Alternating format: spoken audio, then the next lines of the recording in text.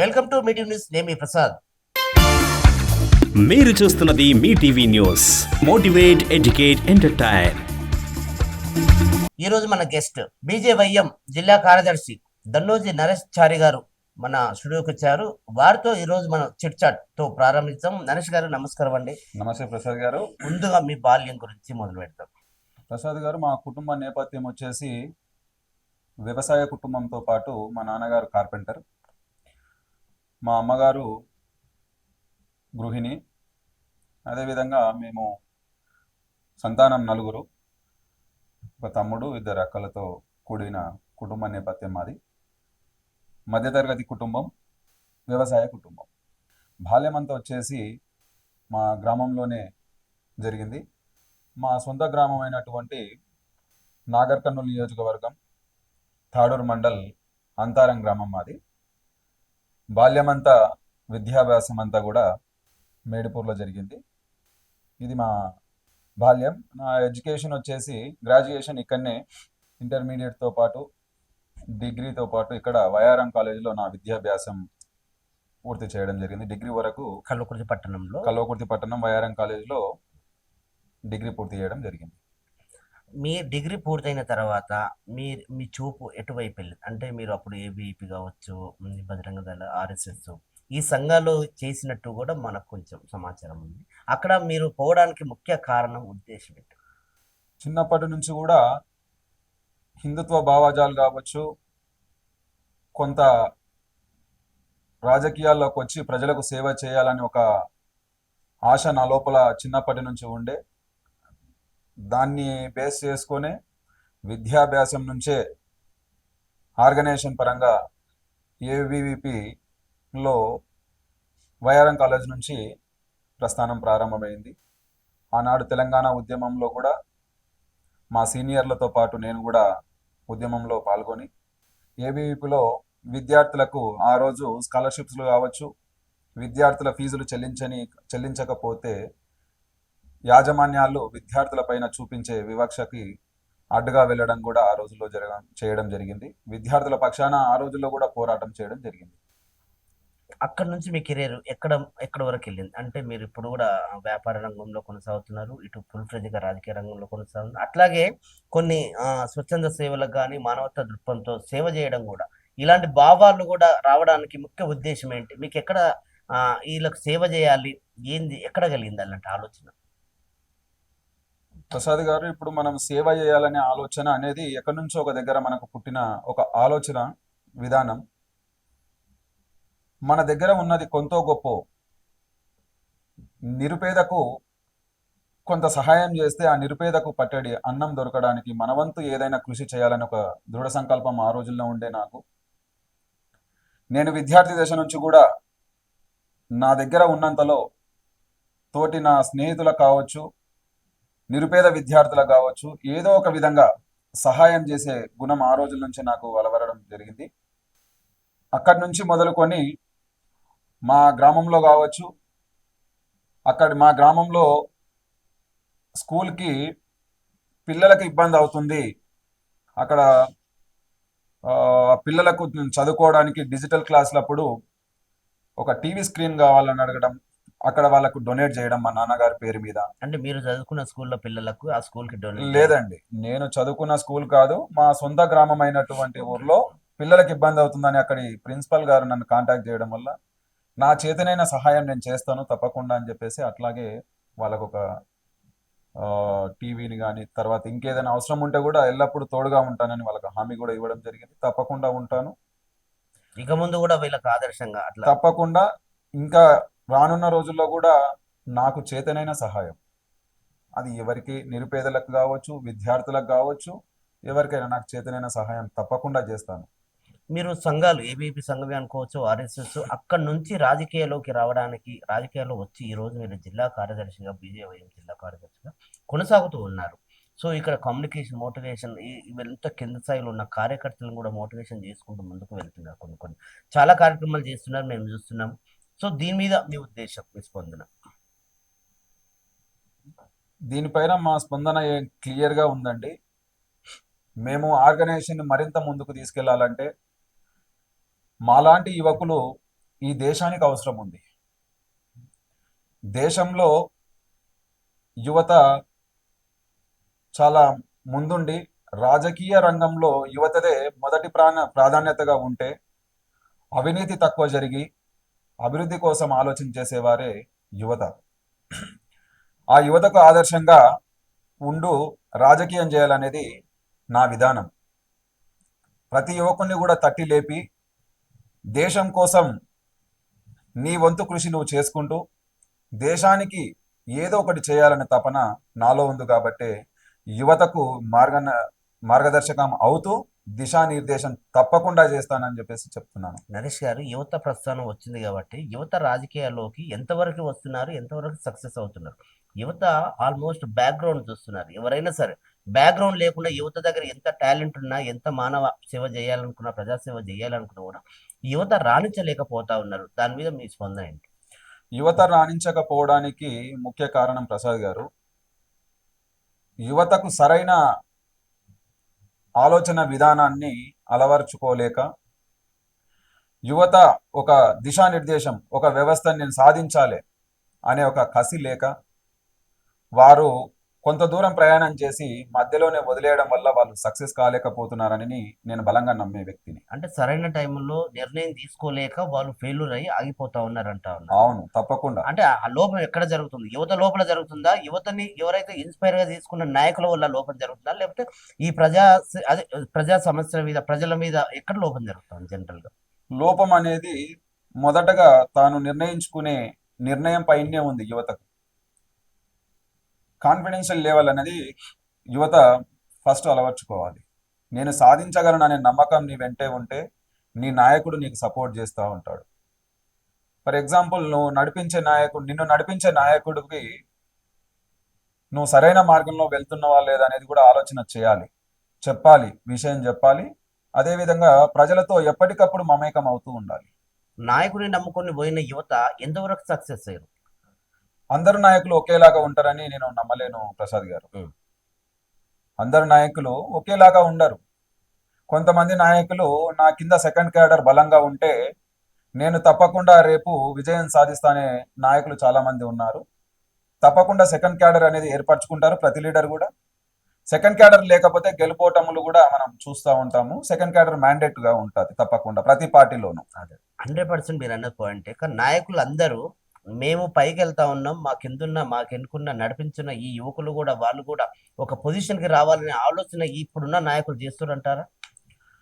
Sir, మీరు అడిగిన ప్రశ్న సూటిగా తప్పకుండా చేస్తారని అనుకుంటున్నాము.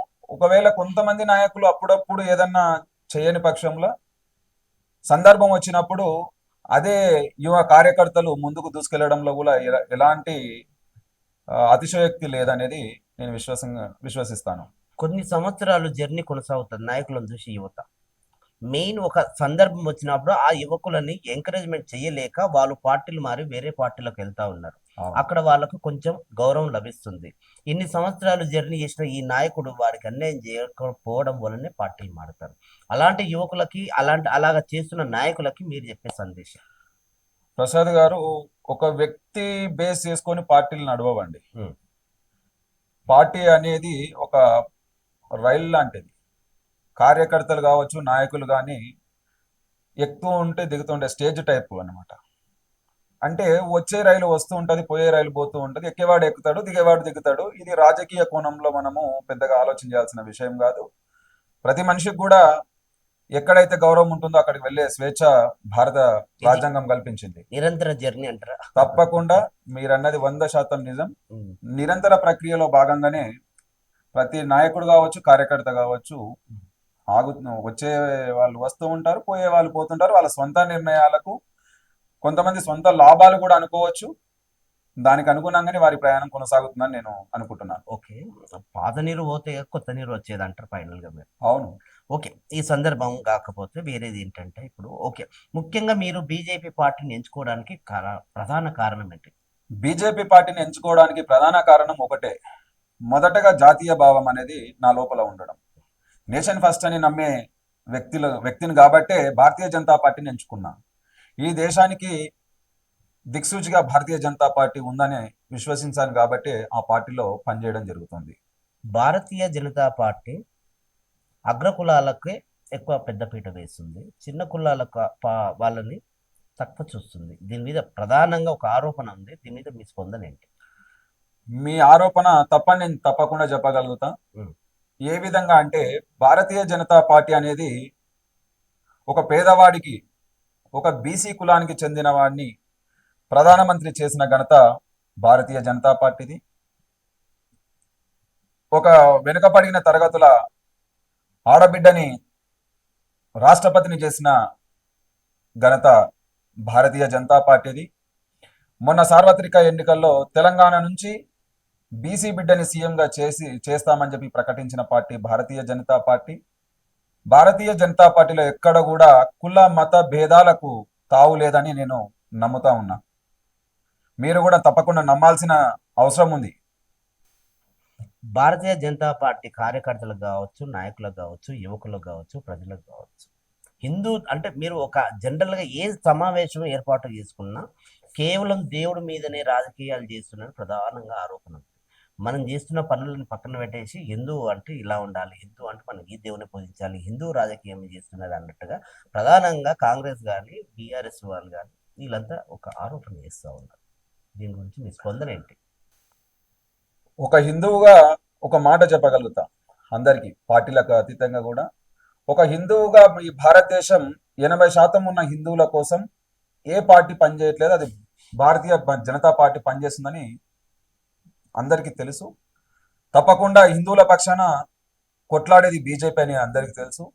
మేము దేవుని పేరు చెప్పి రాజకీయం చేయట్లేదు, దేవుని మరవకండి హిందువులారా అని మాత్రమే మేము చెప్తా ఉన్నాం. దేవుడికి సపోర్ట్ చేసిన మేము దేవుని కోసమే చేస్తున్నామని మీరు అంటా ఉన్నారు కదా, తప్పండి. మీ గతాన్ని మీకు గుర్తు చేస్తున్నాం. మీరు హిందువులు, మీరు మనకున్న దేవుడు ఈ శ్రీరాముడు కావచ్చు, శ్రీకృష్ణుడు కావచ్చు, ఇంకే హిందూ దేవుళ్ళైనా కూడా హిందూ పండగలను కావచ్చు ధ్వంసం చేసిన వారికి ఇక్కడ స్థానం లేదు అనేది నిజం. ఎందుకంటే అఖండ భారత్లో హిందూ మెజార్టీ ఎక్కువగా ఉంది. హిందువులకు ఏకైక దేశం ఏదైనా ఉంటే అది భారతదేశం. దాన్ని కాపాడుకోవాల్సిన అవసరం మనందరిపైన ఉన్నదని చెప్పేసి భారతీయ జనతా పార్టీ తట్టి లేపుతా ఉంది. ఇక్కడ రాజకీయం అనేది దేవుడి పైన కాదు, హిందువులని కాపాడుకోవడమే మా ఎజెండా. మొన్న ఒక సమావేశంలో ముఖ్యంగా బీఆర్ఎస్ వర్కింగ్ ప్రెసిడెంట్ కేటీఆర్ గారు ప్రధానంగా ఒక ఆరోపణ చేశారు. చిన్నప్పటి నుంచి దేవుని మొక్కుతూ వస్తున్నాం, ఈ మధ్యన బీజేపీ వాళ్ళు చెప్తూనే మేము దేవుని మొక్కాలా, కేవలం దేవుడితోనే వీళ్ళు ప్రచారం చేస్తూ ఉన్నారు అనేది ఒక ఆరోపణ చేశారు. ప్రధానంగా బాలకు మీరు ఏం చెప్తారు? కేటీఆర్ గారు అన్నట్టు వారి ఆరోపణ అనేది ఎక్కడ కూడా నిజం లేదు. బీజేపీ చిన్నప్పటి నుంచి నువ్వు మొక్కుతా ఉన్నావు, మరి ఈ 10 సంవత్సరాల అధికారంలో మీ పార్టీ ఉంది కదా, హిందూ పండుగలకు వినాయక చవితి కావచ్చు, దసరా కావచ్చు ఆంక్షలు ఎందుకు విధిస్తా అన్నారు? మీరు పెద్ద హిందూ కదా, మీ నాన్నగారు, మీరు ఎందుకు హిందూ పండుగలను వ్యతిరేకించారు? పర్మిషన్ తీసుకొని హిందూ పండుగలు జరుపుకోవడానిక మీరు హిందూ అయ్యింది? ఇతర మతస్థులకేమో ఎలాంటి పర్మిషన్ అవసరం లేదు, కేవలం హిందూ పండుగలకు పర్మిషన్ తీసుకొని 10 సంవత్సరాలు వేధించింది మీరు కాదా? ఇలాంటివన్నీ కూడా రాజకీయ అవసరాల కోసం మాత్రమే కామెంట్ చేస్తూ ఉంటారు. వాటిని మనం పట్టించుకోవాల్సినంత అవసరం లేదని నేను నమ్ముతా ఉన్నాను. వాళ్ళు ఆ టైంలో మీరు కూడా చాలా పొజిషన్లోనే ఒక ప్రభుత్వం ప్రతిపక్షంలో ఉన్నారు కదా, మరి దీని మీద ఎందుకు మీరు గొంతు విప్పలేదు? మా నాయకులు కావచ్చు, మా రాష్ట్ర నాయకత్వం కావచ్చు, వీటిపైన ఆల్రెడీ మేము కౌంటర్ వేయడం జరిగింది. కేటీఆర్ గారు లాంటి వారు ఎంతో మంది తన అవసరం కోసం మాత్రమే కామెంట్ చేస్తా ఉన్నారని చెప్పేసి మా కార్యకర్తలు మేమందరం కూడా నమ్ముతా ఉన్నాం. దాన్ని పెద్దగా పట్టించుకోవాల్సిన అవసరం లేదని నమ్ముతాం. ఓకే, స్టేట్ పాలిటిక్స్కి వచ్చేసి ముఖ్యంగా బీసీ నాయకుడు ఇక్కడ మనకు తల్లోజీ ఆచార్య గారు 6 సార్లు ఎమ్మెల్యేగా పోటీ చేసినారు. 6వసారి కూడా ఆయన తక్కువ మెజారిటీతో ఓడిపోవడం జరిగింది. ఒక బీసీ నాయకుడిని ఎందుకు గెలిపించలేకపోతున్నారు? హిందూ ధర్మం మీద యువకులు కావచ్చు, ప్రజలు కావచ్చు, మహిళలు కావచ్చు, నాయకులు కావచ్చు, కింద స్థాయి కార్యకర్తలు కావచ్చు, ఇంత బలంగా మనకు హిందూ ధర్మం మీద, హిందూ సిద్ధాంతం మీద పోతా ఉన్నాం కదా, ఒక నాయకుడు ఎందుకు గెలిపించలేకపోతా ఉన్నారు? ప్రసాద్ గారు, మీరు అన్నట్టు మా నాయకుడు ఆచార్య గారు సుదీర్ఘ రాజకీయ జీవితంలో ఎన్నో ఆటుపోట్లను ఎదుర్కొన్న వ్యక్తి ఆచార్య గారు. పార్టీలు మారకుండా సొంత ఎజెండా లేకుండా ధర్మం న్యాయం వైపు నడుచుకుంటూ డబ్బునే ప్రాధాన్యంగా పెట్టుకొని అవతల పార్టీలు తన పైన ఎన్నోసార్లు దాడి చేసినా, నమ్మిన వారు మోసం చేసినా కూడా పార్టీని వదిలేయకుండా, అదే పట్టిన జెండాను వదిలేయకుండా నిరంతరం కల్వకుర్తి ప్రజల ఆకాంక్షలు నెరవేరుస్తూ ఇక్కడి ప్రజలకు ఏమేమి అవసరాలు ఉన్నాయో అవి తీర్వాలనే తపనతో ఉన్న వ్యక్తి ఆచారి గారు. ఓడిపోవడానికి కారణం అంటారా? ప్రజలకు మరింత చేరువ కావాల్సిన అవసరం ఇంకేమైనా ఉందేమో, వాటిని తప్పకుండా పునరాలోచన చేసుకొని మరింత ముందుకు సాగాలని చెప్పేసి మేమంతా ప్రతి ఒక్కరం ఆయన వెంటే ఉండి నడిపిస్తూ ఉంటాము. తప్పకుండా ఆయనే మా నాయకుడు కాబట్టి రానున్న రోజుల్లో బీసీని ఎమ్మెల్యే చేసుకోవాలని ఇక్కడ ప్రజలు కూడా కంకణం కట్టుకుంటారు. తప్పకుండా ఈసారి ఆచార్య గారి గెలుపు తప్పకుండా సాధ్యం అవుతా ఉంది. మరింత ప్రజలకు చేరువ కావడానికి ప్రయత్నం తప్పకుండా చేస్తాము. భారతీయ జనతా పార్టీ కార్యకర్తల్లో, నాయకుల్లో, ప్రజల్లో ప్రతి ఒక్కరి ఆకాంక్ష ఆచార్య గారిని ఎమ్మెల్యేగా చూడాలని. ఆ కళ నెరవేరుతుందా? తప్పకుండా నెరవేరుతుంది. రానున్న 2029 సార్వత్రిక ఎన్నికల్లో కల్వకుర్తి నియోజకవర్గ ప్రజలు తప్పకుండా ఆచార్య గారికి పట్టం కట్టబోతున్నారని మేము విశ్వసిస్తున్నాము. దాని మీద మీరు ఎలాంటి గ్రౌండ్ వర్క్ చేయబోతున్నారు? ఇన్ని సంవత్సరాలు చేస్తున్న వర్క్ కన్నా ఇంకా భిన్నంగా ఉండడానికి మీరు ఎలాంటి ప్రయత్నాలు చేస్తూ ఉన్నారు? ప్రజలకు ఏ అవసరం ఉన్నా కూడా ప్రతి గ్రామం నుంచి ఒక బీజేపీ కార్యకర్తని ఒక సైనికుల్లాగా తయారు చేసుకోవడానికి ఈ రోజు నుంచే మేము ఒక కార్యాచరణ రూపొందించుకుంటాము. మా పార్టీ కార్యకర్తలతో కావచ్చు, మా నాయకులతో కావచ్చు ఆలోచన చేసి తప్పకుండా రానున్న ఎన్నికల్లో బీజేపీ జెండా కల్వకుర్తి గడ్డపైన ఎగరేస్తామని చెప్పేసి తప్పకుండా చెప్తా ఉన్నాం. మేము మొన్న జరిగిన పార్లమెంట్ ఎన్నికల్లో మీ సీటు కోల్పోవడం జరిగింది. అది ఎక్కడ లోపం జరిగింది? ఎవరి వల్ల లోపం జరిగింది? ఏ నాయకుడి వల్ల లోపం జరిగింది? ప్రధానంగా మీ దృష్టి, మీ ఆలోచన విధానం ఎలా ఉండబోతుంది? ఏంటి అసలు అది? దాని గురించి మీరు కొంచెం క్లుప్తంగా చెప్పండి. ప్రసాద్ గారు, ఒక పార్టీ ఓడిపోవడానికి ఒక వ్యక్తి కారణం అంటే నేను నమ్మనండి. 7 నియోజకవర్గాల్లో ఉన్న ఈ పార్లమెంటు ఒక దగ్గర ఒక విధానం, ఒక దగ్గర ఒక విధానం ఉంటుంది. కొన్ని దగ్గర కుల సమీకరణలు కావచ్చు, కొన్ని దగ్గరలో అక్కడ ఉన్న రాజకీయ అవసరాలు కావచ్చు, ఒక దగ్గర అక్కడ డబ్బు ప్రభావం, మద్యం ప్రభావం చూపించవచ్చు. అదేవిధంగా ఈ 7 నియోజకవర్గాల్లో కూడా మనకు లాస్ అయిన 2 నియోజకవర్గాలు, ఒకటి అచ్చంపేట, ఒకటి కొల్లాపూరు. అక్కడ కూడా లాస్ అని మనం అనలేమండి. ఎలా అంటే భారతీయ జనతా పార్టీ కార్యకర్త అనేవాడు నిస్వార్థంగా తన పని తను చేసుకుంటూ పోయినా కూడా ప్రజల్లోకి వెళ్ళేసరికి అక్కడున్న సమీకరణాల ద్వారా డబ్బు మద్యాన్ని పంచి అధికార బలంతో 7 ఎమ్మెల్యేలు కూడా కాంగ్రెస్ నుంచి, ఒక్క ఎమ్మెల్యే కూడా లేని ఈ పార్లమెంటులో సెకండ్ పొజిషన్ లో ఉండి అధికార పార్టీకి ముచ్చెంపటలు అయితే పట్టించినాం. ఇది వాస్తవం కాదా? నైతిక విజయం భారతీయ జనతా పార్టీది. మేము డబ్బు, మద్యం, ప్రలోభాలని గురి చేయలేదు ప్రజల్ని. అందుకు మేము తప్పకుండా డంకా బజాయించి క్లియర్ గా చెప్తా ఉన్నాం, అంతిమ విజయం భారతీయ జనతా పార్టీది. మభ్యపెట్టి ప్రజల్ని ఓట్లు వేయించుకున్నది పార్టీ కాంగ్రెస్ పార్టీ. ఎవరినో ఒక వ్యక్తిని దూషించే అలవాటు మాకేం లేదండి. మా పార్టీలో అందరు కూడా కింది స్థాయి కార్యకర్త నుంచి పై స్థాయి నాయకుడి వరకు కూడా చాలా క్లియర్ గా నోటిఫికేషన్ వచ్చిన నాటి నుంచి ఎన్నికల ప్రక్రియ ముగిసిన నాటి వరకు, ఎలక్షన్ రిజల్ట్ వరకు కూడా క్లియర్ గా ఉన్నాం. అందరు కూడా కలిసే పనిచేసినాం. అంటే మీరు చెప్పకనే చెప్తున్నారా? ధనబలం బాగా పనిచేసింది ఇక్కడ. అటు ఇది ప్రస్తుతం ప్రభుత్వంలో ఉన్న కాంగ్రెస్ పార్టీని, ఇటు గతంలో ఉన్న బీఆర్ఎస్ పార్టీని ఎదుర్కోలేకనే వాళ్ళ ధనబలం ముందు మేము హిందూ ధర్మం ఓడిపోయింది అంటున్నారా? హిందూ ధర్మం ఓడిపోయిందని నేను చెప్పలేను, ఎందుకంటే మేము ఒప్పుకోము అట్లా. ధనబలం ఇక్కడ అధికార పార్టీ ముఖ్యమంత్రి గారు రేవంత్ రెడ్డి గారి సొంత నియోజకవర్గం అచ్చంపేట. అదేవిధంగా ఒక మంత్రి జూపల్లి కృష్ణారావు గారు తన ప్రెస్టేజ్ ని కాపాడుకోవడానికి ఎంతకైనా తెగించి గెలవాలనే ఒక కసితోటి తను డబ్బు కావచ్చు, మద్యం కావచ్చు ఏరులై పారించి గెలిపించుకోవడం జరిగింది. కానీ వారు ప్రజల్లోకి నిస్వార్థంగా వెళ్ళి ఓటు అడిగిన దాఖలాలు ఎక్కడ లేవండి. ఫైనల్ చెప్పండి, కల్వకుర్తి పట్టణంలోని మీ జిల్లా ఏరియా మీకు సంబంధించి బీజేవైఎం కార్యదర్శిగా కొనసాగుతున్నారు కదా, మీ వెనుకల్లో తిరుగుతున్న కార్యకర్తలకి మీరేం చెప్పదలుచుకున్నారు? మా వెనక తిరిగే కార్యకర్తలకు అనకుండా మా సోదరులకు, మా తమ్ముళ్లకు, అన్నలకు చెప్పేది ఒకటే: కలిసి పని చేస్తే విజయం చాలా సులువుగా వస్తుందనేది నేను నమ్ముతా ఉంటా. పార్టీలలో ఒకరు ముందుకు వెళ్తూ ఉంటారు, ఒకరు వెనక్కి వెళ్తుంటారు.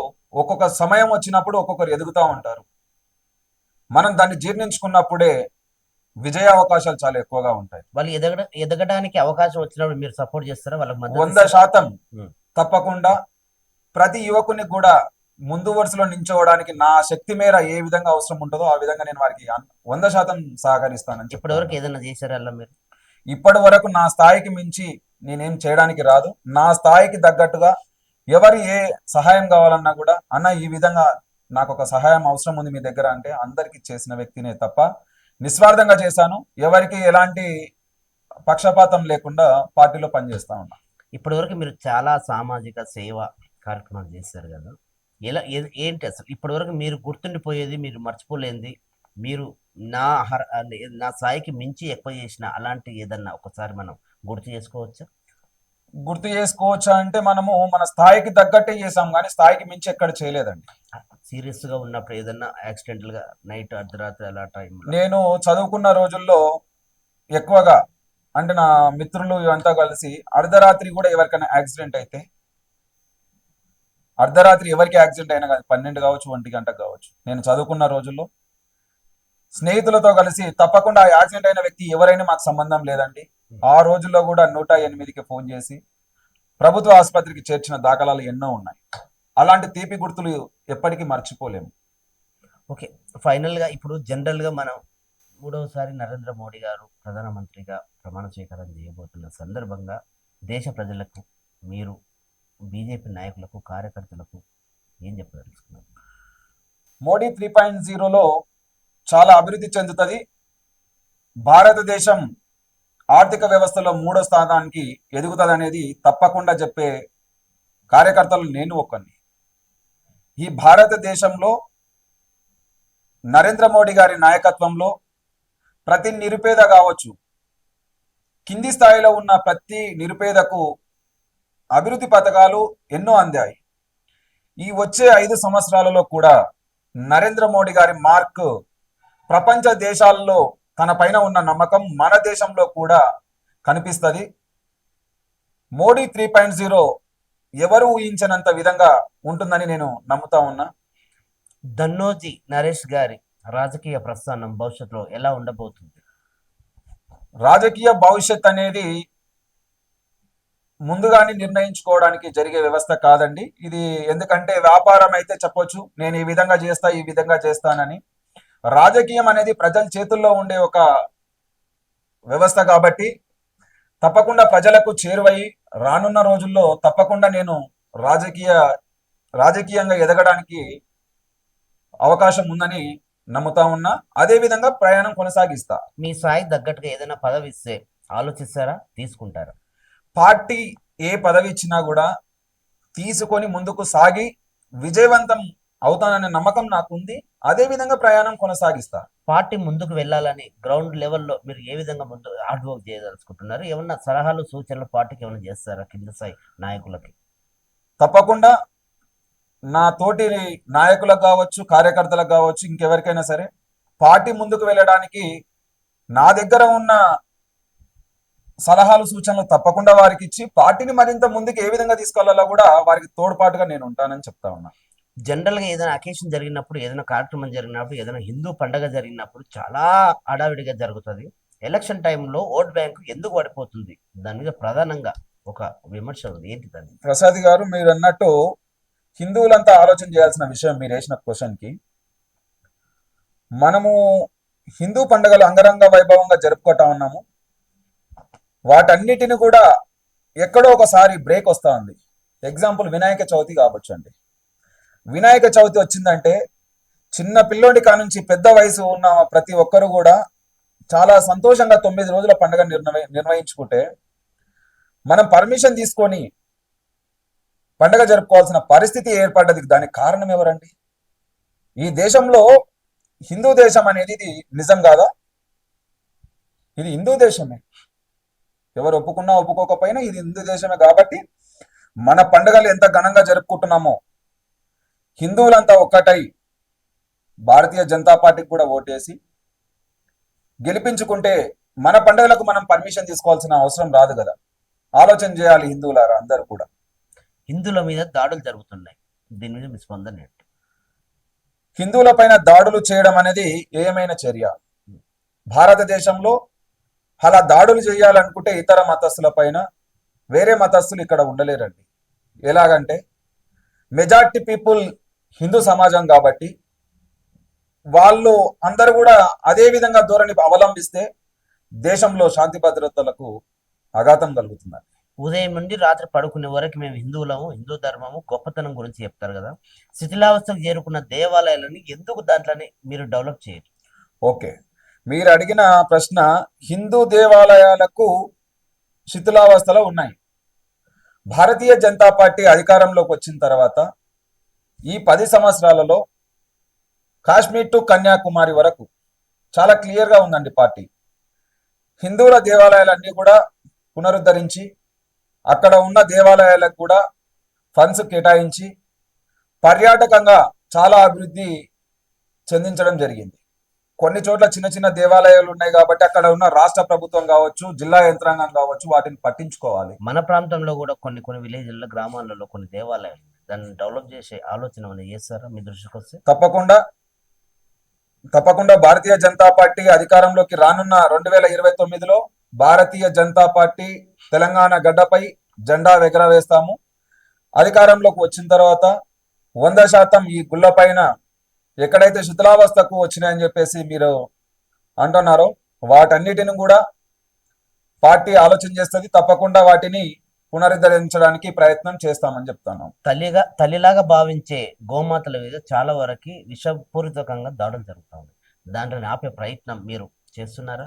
తప్పకుండా చేస్తున్నాం. మనం కల్వకుర్తిలో కూడా చూస్తా ఉన్నాం. నిన్న మొన్న గత వారం 10 రోజుల కింద కూడా చూస్తా ఉన్నాం. ఈ గోహత్యలను అరికట్టకపోతే హిందువులు పవిత్రంగా భావించే గోమాతను హత్యలను ఆపాలండి. దేనికోసం గోమాతని కోస్తున్నారు? ఎవరి పర్మిషన్ తీసుకొని గోహత్య చేస్తున్నారు? ప్రభుత్వం కూడా దీనిపైన స్పందించాలి. ఎందుకంటే నరేష్ గారు దీనికి రిలేటెడ్గా ఒకటి అడుగుతాను. సెంట్రల్లో మీరు ఇంత హోదాలో ఉన్నారు కదా, సెంట్రల్ లెవెల్లో ఉన్నారు కదా, దీని మీద ఒక చట్టం తీసుకురావచ్చు కదా. మీరు ఎందుకు తెలియకపోతున్నారు? అంటే మీరు ఫెయిల్ అవుతున్నారా గోమాతలను కాపాడుకునే విషయంలో? చాలా రాష్ట్రాల్లో బీజేపీ అధికారంలో ఉందండి. మీరు చూడొచ్చు, అక్కడి రాష్ట్రాల్లో కూడా ఎక్కడ గోహత్యలు చేయడం లేదండి. జీవో తీసుకురావడం కంటే ముందు రాష్ట్ర ప్రభుత్వాలు ప్రతి ఒక్కరిపైన బాధ్యత ఉందండి. ఇది నాట్ ఓన్లీ సెంట్రల్ గవర్నమెంట్, ప్రతి రాష్ట్ర గవర్నమెంట్ కూడా దీనిపైన బాధ్యతాయుతంగా ప్రవర్తించి గోహత్యలను అడ్డుకోవాల్సిన అవసరం ప్రతి రాష్ట్ర ప్రభుత్వానికి ఉందండి. నాట్ ఓన్లీ బీజేపీ ఒక్కడి మాత్రమే చేయాల్సిన పని కాదు ఇది. దేవుళ్ళకు సంబంధించిన విషయం, ఒక హిందువులకు ఆత్మగౌరవానికి సంబంధించిన విషయం ఇది. హిందువులు దేవతగా భావించే గోమాతను కాపాడుకోవాల్సిన అవసరం ప్రతి హిందువు పైన ఉంది. ఒక పార్టీకి అనుకుంటే ప్రతి ఒక్కరు కూడా బీజేపీ వెంట నడవండి, ఆటోమేటిక్ గా కాశ్మీర్ టు కన్యాకుమారి వరకు మనకున్న దేశంలో ప్రతి ఒక్క దగ్గర బీజేపీ అధికారంలోకి వస్తుంది. అప్పుడు గోహత్యలు కూడా జరగవు. గ్రామాల్లో కావచ్చు, మండలాల్లో కావచ్చు, జిల్లాల్లో కావచ్చు, స్టేట్లో కావచ్చు, ఎక్కడైనా సరే ఓటు బ్యాంకు, యువకులు కావచ్చు, యువతలు కావచ్చు, ఓటు బ్యాంకు చాలా తగ్గుతుంది. అంటే ప్రతి ఒక్కరు ఓటు హక్కు వినియోగించుకోవాలని ఒక చట్టాన్ని వాళ్ళు మర్చిపోతా ఉన్నారు. దాని గురించి మీరు ఒక వాళ్ళకు మెసేజ్. యువకులు, మీ ఓటు ఎంత అమూల్యమైందో మీరు మర్చిపోతున్నారు. ఆ మర్చిపోవడానికి కారణం సోమరితనం కావచ్చు, ఈ నాయకుల పైన ఉన్న నమ్మకం కోల్పోవడం కావచ్చు. మనం చూస్తా ఉన్నాము, గడిచిన ఎలక్షన్లలో నోటాకి ఎక్కువ ఓట్లు పడ్డాయి. అంటే నచ్చకపోతే ఓటు నోటాకేసే అధిక అవకాశం ప్రజాస్వామ్యం మనకు కల్పించింది. అంటే యువకులు కూడా ఇంట్లో ఉండే సోమరితనాన్ని విడిచి మీ ఓటు హక్కుని మీకు సరైన నాయకుడు ఎవరు అనిపిస్తే వాళ్ళకు వేయడం వల్ల ప్రజాస్వామ్యం బలంగా ఉంటుంది. ప్రజాస్వామ్యం బలంగా ఉండాలంటే నీ ఓటు హక్కును ఉపయోగించుకోవాలి. అప్పుడే నువ్వు ఎవరినైనా క్వశ్చన్ చేయగలుగుతావు. ఫలానా ఓటు నేను నీకు వేసినా నా ఊర్లో అభివృద్ధి జరగలేదు అనే ధైర్యం నీకు ఏర్పడుతుంది. అప్పుడే ఒక యువకునిగా నీకు గౌరవం దక్కుతా ఉంది. యువకులకు మీరు ఏం చెప్తారు? రాజకీయాలకు రావాలని చెప్తారా, రావద్దని చెప్తారా? ఒకవేళ ఆలోచన రావాలనుకుంటే ఎలాంటి నిర్ణయం తీసుకొని రాజకీయాల్లోకి రావాలని ఒక వాళ్ళకి పిలుపునిస్తారు? తప్పకుండా యువత రాజకీయాల్లోకి రావాలని నేను ఆశిస్తా ఉన్నా. ఎందుకు రావాలి, ఎందుకు రావద్దు అంటే, రావద్దు అనేది వారి నిర్ణయం. తప్పకుండా రావాలి. ప్రతి యువకుడు కూడా రాజకీయ అవగాహన ఉండాలి.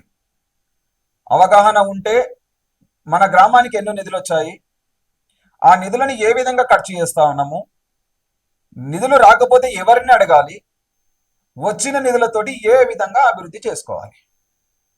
అభివృద్ధి చెందిన దేశంగా ఉండాలంటే యువతకు ఇవన్నీ తెలిసి ఉండాలి. యువత ఇవన్నీ తెలిసినప్పుడే ధైర్యంగా అధికారుల దగ్గరికి వెళ్ళి, నా గ్రామం కానీ, నా వార్డు కానీ, నా ఏరియా కానీ అభివృద్ధి చెందుతలేదు, నాకు ఈ నిధులు కేటాయించండి అనే అడిగే ధైర్యం వస్తుందండి. సామాన్యుడిగా ఉంటే అధికారి కూడా స్పందించాడు. ఏదైనా ఒక వేదిక, ఒక రాజకీయ పార్టీ వేదిక పైన ఉంటే ప్రతి అధికారి కూడా జవాబుదారీగా పనిచేస్తూ ఉంటాడు. అందుకే యువత ప్రతి ఒక్కరు కూడా రాజకీయాల్లోకి రావాలి, వచ్చి అభివృద్ధి కోసం మాత్రమే పనిచేయాలి. తన సొంతాల స్వలాభం కోసం మాత్రం రాజకీయాల్లోకి రావద్దు. అంటే యువత ప్రశ్నించాలి, ఎదిరించాలి, నిలబడాలి, సరైన నిర్ణయం తీసుకొని రాజకీయాలకు రావచ్చు అని మీరు పిలుపునిస్తున్నారు. అవునండి. రైట్. ఓకే అండి, ఇప్పటివరకు మీరు చాలా విలువైన విషయాలు మా దగ్గర పంచుకున్నారు. థ్యాంక్ యూ సో మచ్ అండి. భారతీయ జనతా పార్టీ అంటే కేవలం హిందూ ధర్మం కాదు, హిందూ సిద్ధాంతం కాదు, హిందువుల కోసమే కాదు, ప్రతి ఒక్కరూ దేశాన్ని కాపాడుకోవాలి, దేశం ముందుకెళ్ళాలి, దేశాన్ని ఒక బలంగా చూడాలి, యువకులు ఆదర్శంగా తీసుకోవాలి, యువకులు ముందుకు రావాలి, యువకులు ఆలోచించాలి. ప్రతి ఒక్కరు ఇలా మాకేంటి కాదు మనమేంటి అనేది ఆలోచించుకొని ముందుకు వెళ్ళాలంటూ ఇలాంటి విషయాలు మన దగ్గర మన స్టూడియోకి వచ్చి సమయాన్ని ఇచ్చిన బీజేవైఎం దన్నోజీ నరేష్ చారి గారు మన స్టూడియోకి వచ్చి విలువైన సమయం మాకు ఇచ్చారు. థ్యాంక్ యూ సో మచ్ అండి. Thank you. ధన్యవాదాలు ప్రసాద్ గారు. థ్యాంక్ యూ అండి. చూస్తూనే ఉండండి మీ టీవీ న్యూస్. నేను మీ ప్రసాద్. మీరు చూస్తున్నది మీ TV news. Motivate, educate, entertain.